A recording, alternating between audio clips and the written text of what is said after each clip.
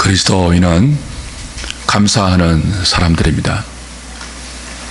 항상 기뻐하고 쉬지 말고 기도하며 범사에 감사하라. 이는 그리스도 예수 안에서 너희를 향하신 하나님의 뜻이라 그랬습니다. 범사에 감사하라고 했으니 모든 일에, 모든 상황에 감사해야 합니다. 어떻게 그럴 수 있을까요?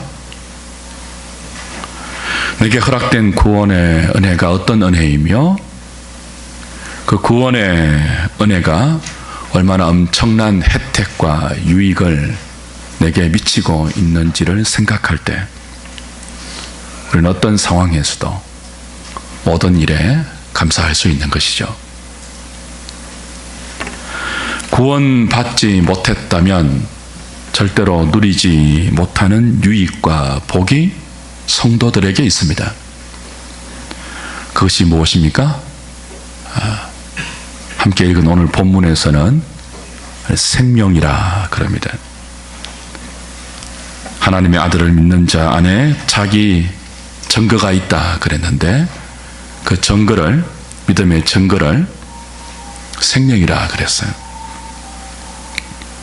또 증거는 이것이니 하나님이 우리에게 영생을 주신 것과 이 생명이 그의 아들 안에 있는 그것이라. 아들이 있는 자는 생명이 있고 아들이 없는 자는 생명이 없다 그랬습니다.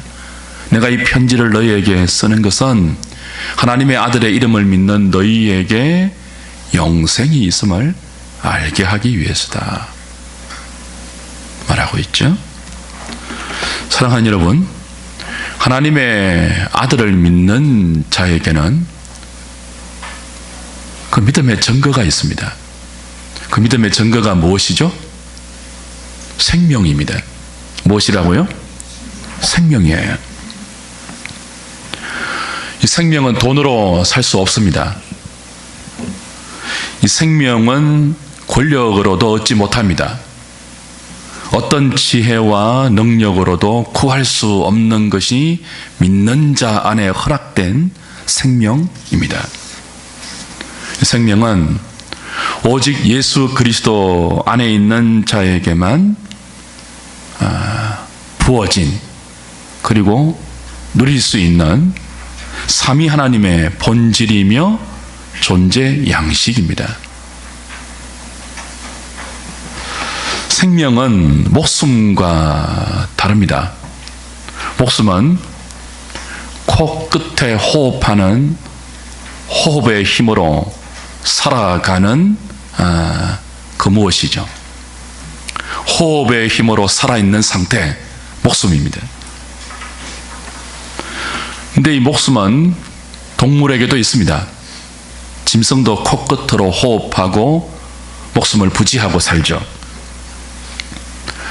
물론 이 목숨도 하나님이 주신 것입니다. 그리고 이 목숨도 하나님의 주관 아래 있습니다. 그러나 코로 숨 쉰다고 다 생명은 아닙니다. 살아있지만 생명이 아니라 사망에 속한 삶도 있습니다. 생명은 오직 성부, 성자, 성령 하나님의 존재 근원으로 삼위 하나님께서 서로 사랑으로 교통하시면서 발생시키는 모든 근원적인 기쁨, 근원적인 만족, 충만함이 생명이죠. 이 생명은 사랑으로부터 발생합니다. 성경이 생명을 설명할 때 꼭 사랑과 연결시키는 이유가 거기 있습니다. 하나님은 사랑의 원천입니다. 하나님은 생명의 원천입니다. 성부 하나님께서 성자 예수님을 사랑하셔서 성부에게 있는 생명을 아들에게도 주셨습니다. 그리고 성자 예수님은 아버지가 주신 그 생명을 그를 믿는 주의 백성들에게도 아낌없이 나누어 주셨습니다. 인자가 온 것은 생명을 얻게 하되 풍성히 주려 함이라 그랬죠. 예수님은 이 생명을 얻기 위해서 우리에게 오셨고 이 생명을 주시기 위해서 십자가에 죽으시고 부활하시고 성령을 보내셔서 지금 믿는 자 안에 이 생명으로 역사하고 있습니다. 요한복음 5장 24절에 하나님을 믿는 자는 사망에서 생명으로 옮겼다 그랬습니다. 요한 1서 3장 14절에는 형제를 사랑하면 사망에서 옮겨 생명으로 들어간 줄 알지만 형제를 미워하면 사망에 머물러 있다. 이런 말씀들이 다 그런 의미이죠. 믿는 자 안에 사랑이 있습니다. 믿는 자 안에 생명이 있습니다. 생명이 있으면 믿음으로 사랑하며 사랑으로 역사하는 믿음으로 삽니다. 우리가 감사주의를 맞이해서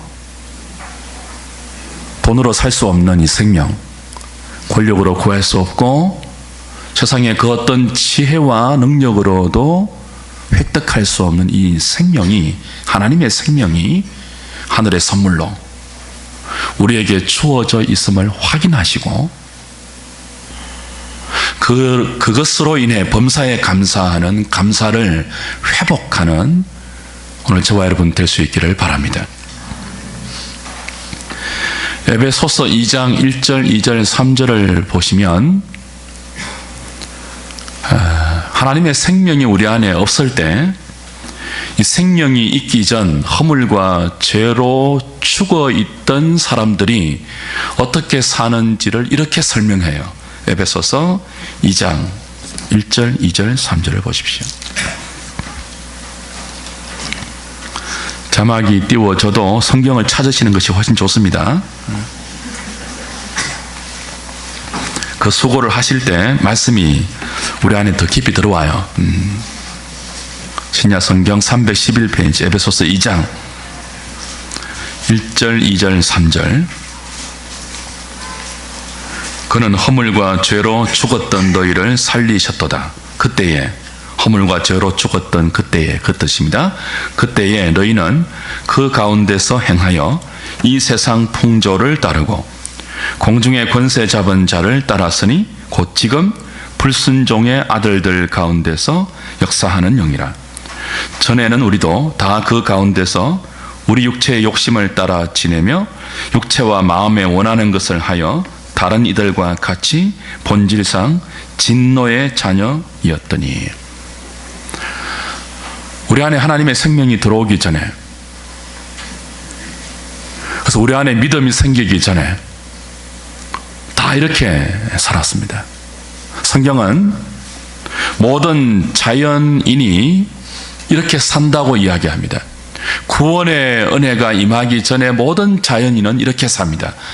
허물과 죄로 죽어있는 영적 사망의 상태에서 그 사망을 표출하며 삽니다. 이 상태는 코로 호흡하는 목숨의 힘은 있고 본능의 힘은 있어도 생명이 없는 어둠과 사망의 상태이죠. 이때 어떻게 삽니까? 허물과 죄로 죽어 있는, 그래서 본능만 살아있고 코로 숨쉬는 목숨만 우리에게 힘으로 존재할 때 어떻게 삽니까? 공중 권세 잡은 마귀가 만들어 놓은 이 세상 풍조를 따라 산다고 합니다. 마음의 원한을 따라, 마음의 원함을 따라 살죠. 육체의 욕심을 따라 삽니다. 우리 안에 생명이 없으면 다 이렇게 살아요. 한 사람의 예외도 없이 다 이렇게 살아요. 우리도 그렇게 살았습니다. 어느 날 하나님의 말씀이 들려와서 허물과 죄로 죽었던 우리의 영혼을 살리고 하나님의 생명이 선물로 주어지기 전에 우리도 예외 없이 다 이렇게 살았습니다. 마음이 원하는 대로 살았습니다. 육체의 욕심을 따라 살았습니다. 여러분, 지금도 가장 흔하게 들을 수 있는 말이 뭡니까? 여러분이 가장 많이 하고 있는 말일 수도 있습니다. 어쩌면 하고 싶은 것 하고 살아라. 네가 원하는 게 뭐냐?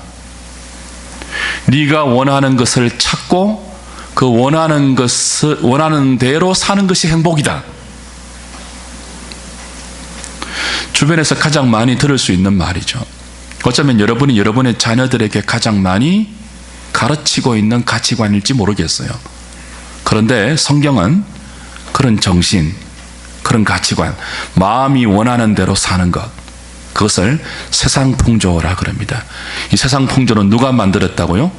공중 권세에 잡은 마귀가 불순종의 아들들 가운데 역사하는 영으로 조성해 놓은 가치관이에요. 세상 풍조가 여러 있지만 그 세상 풍조 가운데 가장 대표적인 것이 마음의 원함을 따라 사는 거예요. 이 정신, 이 가치관에는 하나님의 뜻이 없습니다. 다른 사람들의 유익, 형제, 사랑이 들어갈 틈이 없어요. 자기 만족, 자기 안위, 오직 자기 소중함 밖에 없죠. 성경은 그렇게 사는 것을 공중 권세 잡은 마귀가 조성해 놓은 세상 풍조를 따라 사는 것이라고 이야기하고, 그렇게 사는 사람들을 허물과 죄로 죽어 있는 사망의 상태, 목숨은 있지만 생명은 없다, 그렇게 이야기해요. 마음의 원함을 따라 살고요, 육체의 욕심을 따라 살면요, 그런 삶에 어떤 의미를 부여한다 해도 그건 생명이 아닙니다. 어둠에 속한 삶이고요, 사망에 속한 삶이에요. 누가 뭐라고 해도 그래요. 이런 인생에게 어느 날 하나님의 은혜가 찾아왔다면 기적이죠. 허물과 죄로 죽어 있는 사람이 스스로 살지는 못합니다. 살려주어야 하는데요, 죽어 있는 사람을 살리기 위해서 하나님께서 독생자를 보냈습니다. 이건 주권적인 은혜입니다. 우리가 살아나려고 한 적도 없고요, 살기를 소망한 적도 없습니다. 마음에 원하는 대로 사는 이것이 어떤 상태인지도 몰랐습니다. 철저한 어둠, 캄캄한 무지 속에서 육체의 욕심을 따라 그저 그렇게 살아왔어요. 세상이 이끄는 대로 그 풍조에 휩쓸려 살아왔다고요.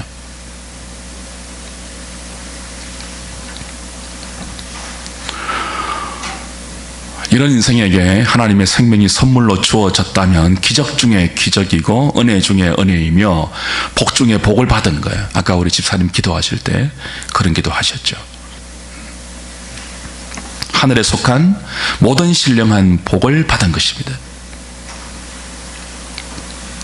이 생명은 열매를 산출하는데요, 우리 안에 하나님의 생명이 은혜로 들어오면 이 생명의 결과로 믿음이 생깁니다. 무엇이 생긴다고요? 믿음이 생겨요. 어떤 믿음이 생기죠? 예수님이 하나님의 아들이며 예수님이 그리스도라는 믿음이 생깁니다. 그리고 또 하나 생명의 반응이 나타나는데요, 회개입니다. 그전에 내가 이 생명이 없을 때, 허물과 죄로 죽어 있었을 때 육체의 욕심을 따라 살았고 내 마음에 원하는 것을 따라 살았던 그 모든 행적이 어둠이었구나, 사망이었구나, 죄였구나 하는 것들을 깨닫고 그 어둠에서 돌이키는 회개가 생명의 결과로 우리에게 맺혀요.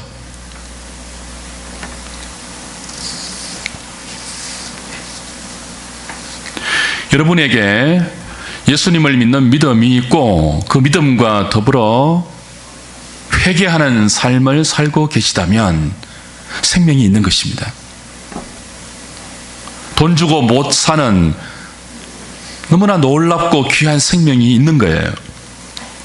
가장 귀한 은혜를 받았고 복을 누리고 있는 상태예요. 살아있는 상태예요. 목숨만 부지하는 것이 아니고 생명으로 살아있는 상태이죠. 그 강도는 차이가 있겠지만요, 주 안에서 사랑하는 여러분, 여러분 안에 하나님의 생명이 들어와 있으므로 범사에 감사할 수 있는 저와 여러분 될 수 있기를 주님의 이름으로 부탁드립니다. 그리고 그 생명의 역동으로 세상 풍조를 따르지 않고 하나님의 뜻을 따라서 하나님을 사랑하고 형제를 사랑하고 이웃을 사랑하는 믿음의 삶을 올곧게 걸어가는 남은 생에 될 수 있기를 축복합니다. 성경은 이것을 빛의 삶이라 그렇게 말해요. 반대는 어둠의 삶이겠죠. 생명으로 인해 감사하는 삶을 사는 그리스도인은 어둠의 일을 벗고 빛의 갑옷을 입고 삽니다. 그러나 연약해서 여전히 타락한 죄의 본성을 지니고 있기 때문에 그렇게 믿음으로 살다가도 어둠의 일을 벗고 빛의 갑옷을 입고 살다가도 다시 마음의 원함을 따라 살고 육체의 욕심을 따라 살고 세상 풍조를 따라 살 때는 우리 안에 계신 성령이 탄식하시면서 우리의 양심을 깨우시죠. 그러면 우리는 또 회개하죠. 신자의 평생은 이 연속이에요. 믿음과 회개의 연속이에요. 세상 풍조를 따르지 않고 믿음으로 살 때 기쁨이 있고 감사가 있어요. 그러다가 연약해서 또 육체의 본성을 따라 쓰러지고 넘어지면 송구함과 자책감을 가지면서 회개하죠. 믿음과 회개, 믿음과 회개. 이 연속이 성도의 삶입니다. 우리는 이 믿음과 회개의 삶을 반복하면서 하나님을 알아갑니다. 그리고 내가 어떤 존재인지를 더 깊이 절감합니다. 성경은 이것을 영생이라 그럽니다. 영생은 유일하신 참 하나님과 그가 보내신 자 예수 그리스도를 아는 것이라 그랬죠. 믿음과 회개의 삶을 통해서 하나님을 아는 지식과 우리 자신을 아는 지식을 더 깊이 소유하게 되고 그 아는 지식의 농도만큼 우리는 생명을 누리게 되는 것입니다. 그것이 예수 믿는 거예요. 요한일서는 하나님의 아들의 이름을 믿는 자들에게 이런 영생이 있다는 것을 알게 하기 위해서 사도 요한이 쓴 서신서이죠. 사랑하는 여러분, 우리 안에 믿음으로 말미암아 혹은 생명으로 말미암아 믿음이 생기면 그 믿음과 회개의 삶을 반복하면서 하나님을 아는 지식이 더 풍성해지고 우리 자신에 대해서 더 깊은 깨달음이 생기면 세상이 모르는 또 다른 양식이 우리 안에 허락됩니다. 요한복음 4장 27절 이하를 좀 찾으면서 그 또 다른 양식이 무엇인지를 보도록 하죠. 요한복음 4장입니다.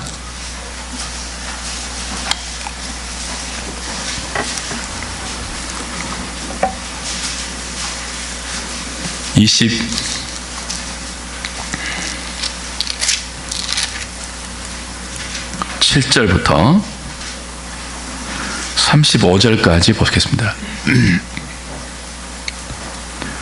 이때 제자들이 돌아와서 예수께서 여자와 말씀하시는 것을 이상히 여겼으나 지금 사마리아 여인을 만나서 그 예배에 대해서 이야기하고 남편에 대해서 이야기하고 다시는 목마르지 않을 생수에 대해서 이야기하면서 이 사마리아 여인을 하나님께로 인도하고 난 바로 그 다음의 일이에요. 이때가 그런 때다 그 뜻입니다. 27절에 이때의 제자들이 돌아와서 이때 제자들은 예수님은 이제 수가성 우물가에서 사마리아 여인에게 생명을 전하고 있고 제자들은 양식을 구하러 동네로 들어가 있습니다. 그래서 제자들이 양식을 구해서 돌아온 그때예요. 예수께 여자와 말씀하시는 것을 이상히 여겼으나 무엇을 구하시나이까 어찌하여 그와 말씀하시나이까 묻는 자가 없더라. 여자가 물동이를 버려두고 동네로 들어가서 사람들에게 이르되 내가 행한 모든 일을 내게 말한 사람을 와서 보라. 이는 그리스도가 아니냐 하니 그들이 동네에서 나와 예수께로 오더라. 그 사이에 제자들이 청하여 이르되 랍비여 잡수소서. 이제 양식을 구해 온 거예요. 그리고 예수님께 드십시오라고 한 거죠. 이르시되 32절 내게는 뭐라고요? 너희가 알지 못하는 먹을 양식이 있느니라. 제자들이 서로 말하되 누가 잡수실 것을 갖다 드렸는가 하니 예수께서 이르시되 34절 같이 읽을까요? 나의 양식은 나를 보내신 이의 뜻을 행하며 그의 일을 온전히 이루는 이것이니라. 허물과 죄로 죽어 있는 사람들은 마음에 원하는 것을 따라 살아요. 하나님의 뜻을 몰라요. 육체의 욕심을 따라서만 자기 인생을 경영하죠. 근데 하나님에 의해서 보내심을 받은, 하나님의 생명을 받은 예수님이 그 생명을 우리에게 주시면서 그 생명을 사마리아 여인에게 주시고 나서 제자들에게 이렇게 말하는 거예요. 내게는 너희가 알지 못하는 또 다른 양식이 있는데 그 양식은 나를 보내신 이의 뜻을 행하며 그의 일을 온전히 이루는 이것이다. 그래요. 그리고 35절에 영혼의 추수 현장을 이야기하고 그 추수의 제자들을 초청하고 있습니다. 사랑하는 여러분, 예수님이 말씀하는 또 다른 양식이 무엇입니까? 자신을 보내신 하나님의 뜻을 행하며 사는 것입니다. 제자들이 있는 힘을 다해 먹을 양식을 동네에서 찾을 동안 예수님께서는 심혈을 기울여 사마리아에서 이루어질 하나님의 뜻을 구하고 있습니다. 죄 가운데 살아가고 있던 우물가에 물길로 온 한 여인, 이 비천한 여인을 부르시고 그를 둘러싸고 있는 모든 무거운 죄의 사슬을 끊어주시고 하나님의 은혜를 찾아주시며 하나님의 생명을 그녀의 심령 가운데 빛으로 비춰주고 계십니다. 그 일을 하는 동안 하나님께서 예수님에게 맡기신 그 일, 아버지가 아들에게 주신 그 생명을 택한 자들에게 나누어 주시는 그 일을 하는 동안 예수님은 배고픈 줄 모르셨습니다. 배고픔을 잊어버렸습니다. 먹을 시간이 지나서 배가 마비되어서 그런 것이 아니고 허물과 죄로 죽어있던 여인의 영혼 가운데 하나님의 생명이 들어가 그녀를 살려내고 마음의 원함을 따라서 남편을 갈아치워도 만족이 없는 이 여인에게 하나님의 생명이 들어가 이제는 그렇게 살지 않고 하나님의 뜻을 좇아 살 수 있는 새로운 인생의 길이 그녀 가운데 생기고 있음을 보면서, 그리고 이 여인을 통해서 사마리아 전체에 일어날 영혼의 추수 현장을 보면서 예수님은 배고픔을 잊었습니다. 하나님께 감사하고 있습니다. 그리고 제자들에게 말합니다. 내게는 너희들이 모르는 또 다른 양식이 있다.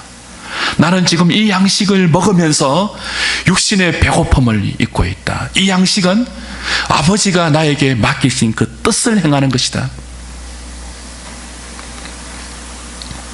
또 다른 양식입니다. 우리가 살아가면서 어떤 일에 열중할 때, 밥 먹을 때를 잊어버릴 때 있죠. 어떤 일에 너무나 몰두할 때, 끼니 때가 된지도 모르고 몰두할 때가 있습니다.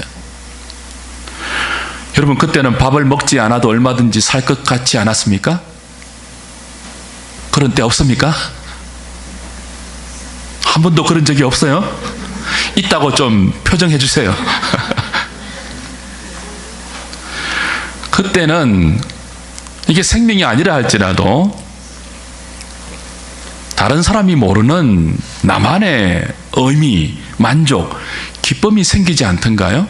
비록 그게 내 일이라 할지라도, 그게 나에게 속한 일이라 할지라도 그 일에 온전히 몰두하고 집중해서 밥 먹는 시간도 잊어버릴 때, 사람이 밥으로만 사는 존재가 아니구나 하는 것들을 느낀 적 없으십니까? 있어야 돼요. 신앙이 아니라 할지라도. 그걸 모르면 짐승 수준의 삶이에요. 우리는 밥을 먹지 않아도 이 일을 하는 동안 살아있다고 느낄 때 그 일을 또 다른 양식이라고 부를 수 있습니다. 아니, 이 일을 하지 않으면 먹어도 죽을 것 같다고 생각되는 그 일, 또 다른 양식일 수 있어요. 오늘 여러분들에게 밥 말고 빵 말고 또 다른 양식이 있으십니까? 밥을 먹지 않아도 이 일만 하고 있으면 배부른, 밥을 먹는데도 이 일을 안 하면 죽을 것 같은, 살아있음을 느끼지 못하는 또 다른 양식이 있으십니까? 그게 무엇입니까? 취미 생활입니까? 돈 버는 재미입니까? 일인지요? 세상 사람들은 먹고 살만 하면 취미 생활을 또 다른 양식으로 삼습니다.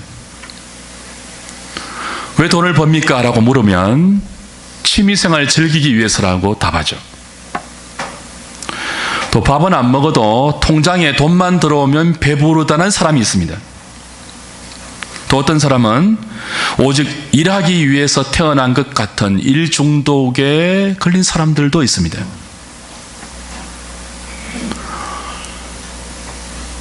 우리 안에 하나님의 생명이 있다면 이런 것들이 또 다른 양식이 되어서는 안 되겠죠. 하나님께서 예수님과 성령님을 통해서 우리 안에 생명을 주셨다면 저와 여러분을 통해서 오늘 예수님이 사마리아 여인에게 생명을 주고 있는 것처럼 허물과 죄로 죽어 있던 영혼을 하나님께로 인도하고 한 영혼이 복음의 말씀을 통해서 하나님께 돌아오는 이 일, 그 일을 너무나 소중한 가치로 받아서 그 일을 또 다른 양식으로 삼을 수 있어야 합니다. 지금 하나님께서는 이 감사주의를 맞으면서 우리 안에 있는 생명을 확인하며 그 생명 때문에 감사하는 저와 여러분들에게 감사를 넘어 허물과 죄로 죽어 있는 영혼을 네가 가진 생명으로 초청해서 하나님께로 인도하여 그 영혼도 하나님께로 돌이키는 것을 너의 남은 생에 또 다른 양식이 되게 하라고 도전하고 있어요. 지금까지는 취미생활, 돈 버는 재미, 다른 인생의 재미가 우리의 또 다른 양식이었다면 이제는 그거 말고 생명이 있는 자로서 영혼 구하는 일과 한 사람을 하나님께로 인도하는 일, 그들과 더불어서 하나님을 알아가는 일, 그 일을 너희들의 또 다른 양식으로 삼기를 바란다. 도전하고 있습니다.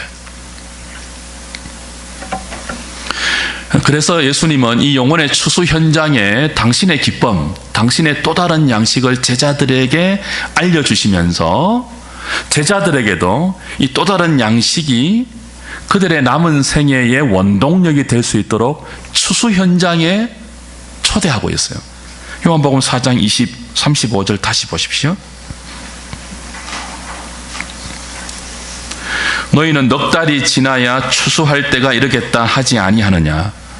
지금 추수 때가 아니죠. 육신의 곡식을 수확하는 추수 때는 이미 이제 아직까지 넉 달이나 남았어요. 그러나 나는 너희에게 이르노니 너희 눈을 들어 무엇을 보라고요? 밭을 보라. 어떻게 되었다고요? 희어져 추수하게 되었대요. 제자들이 육신의 눈을 들어서 보는 밭은 넉 달이 있어야 추수할 때가 되어요.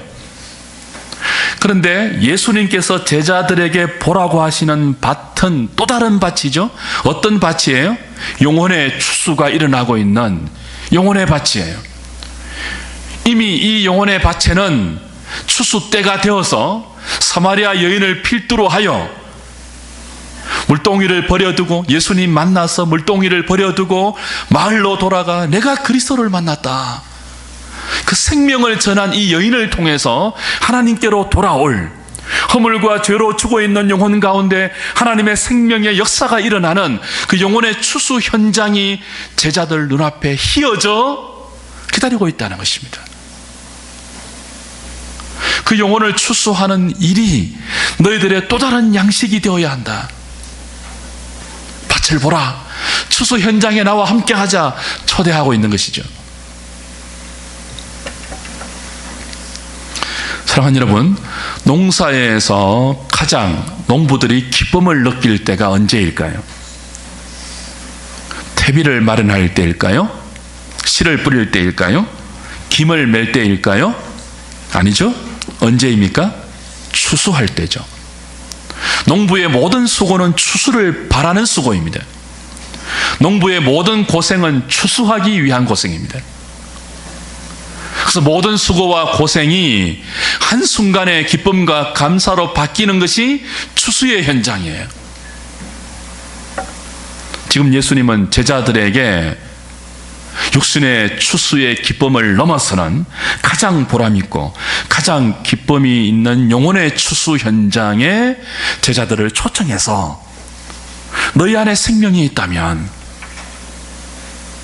나와 함께 이 영혼의 추수하는 일에 함께 가자. 그리고 그것을 또 다른 양식으로 삼아서 세상 사람들에게 그 양식을 나누어 주고 도전하는 그런 인생이 되자, 이렇게 초청하고 있는 거죠. 사랑하는 여러분, 말씀을 맺겠습니다. 오늘 허물과 죄로 죽어있는 자연인들, 하나님을 모르고 하나님의 생명을 은혜로 받지 못한 사람들, 마음에 원하는 것을 따라 살고요, 육체의 욕심을 따라 살죠. 세상 풍조를 따라 살면서 한 끼 잘 먹으려고 뛰어다닙니다. 맛집 있다 그러면 전국을 찾아다녀요. 어떻게 하면 좀 더 잘 즐길까 싶어서 돌아다니고 있죠. 더 맛있는 거 먹고 더 잘 즐기려는 생명이 없는 사람들 틈바구니 속에서 하나님은 동원할 수 있는 모든 지혜와 열심과 사랑을 동원해서 우리를 살려내셔 생명을 주셨습니다. 생명이 있다면 더 이상 먹고 마시고 입고 하는 일을 더 잘 먹고 더 배부르게 마시고 더 뻔뻔하게 입기 위해서 우리의 남은 생을 소진해서는 아니 됩니다. 영혼의 추수에 동참하는 남은 생에 우리 안에 생명이 있음으로 인해 범사에 감사하고 그 감사가 세상이 모르는 또 다른 양식을 가진 자의 이 귀한 헌신, 사람들을 하나님께로 인도하는 일에 더 많은 그 가치를 부여하시고 남은 생애 동안 우리 혼자 가만히 믿는 것이 아니고 입을 다물지 않고 우리 안에 허락받은 이 귀한 생명을 전하고 나누고 그리고 사람들에게 소개하는 일에 감사와 더불어 우리의 그 에너지를 쏟고 또 그것을 우리의 기도의 제목으로 삼아 하나님께서 함께 하심을 풍성히 누리고 또 그것을 간정하는 저와 여러분 될 수 있기를 우리 주님의 이름으로 부탁드립니다. 기도하시겠습니다.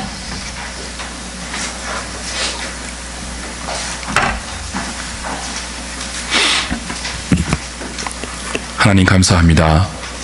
허물과 죄로 죽어서 육체의 욕심을 따라 살았고 마음에 원하는 것을 따라 세상 풍조를 따라 살았던 저희들입니다. 목숨은 부지했는지 모르지만 먹는 것이 최고였고 즐기는 것이 최고였고 다른 사람보다 뽐내고 더 잘 입고 자기를 증명하는 것이 인생 최고의 가치였고 다른 의미가 없는 줄 알고 살았던 저희들입니다. 그 속에서 목숨을 가지고 경쟁하며 시기하고 다투고 정오하고 미워하고 불안해하고 염려하고 걱정했습니다. 이런 우리들에게 어느 날 하나님의 은혜가 임했습니다. 죽어있던 영혼을 살려내셨습니다. 생명을 주셨습니다. 믿음을 허락하셨습니다. 회개를 허락하셨습니다.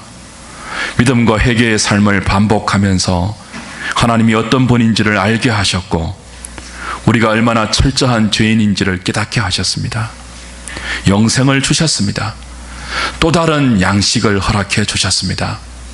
이제는 우리 안에 있는 이 생명으로 범사에 감사하는 인생 되게 하시고 이 생명의 역동으로 하나님을 사랑하고 이웃을 사랑하는 일에 매진할 수 있는 허물과 죄로 죽어있는 영혼을 보는 안타까움이 그 영혼을 하나님께로 인도하는 영혼 추수의 도달한 양식을 위하여 우리의 기쁨과 만족과 보람을 삼고 그 생을 사는 동안 하나님이 허락하시는 충만한 하늘의 기쁨을 노래하면서 사는 항상 기뻐하고 쉬지 말고 기도하며 범사에 감사하는 모든 하누리 식구들 되게 하여 주시옵소서. 예수님 이름으로 기도하옵나이다. 아멘.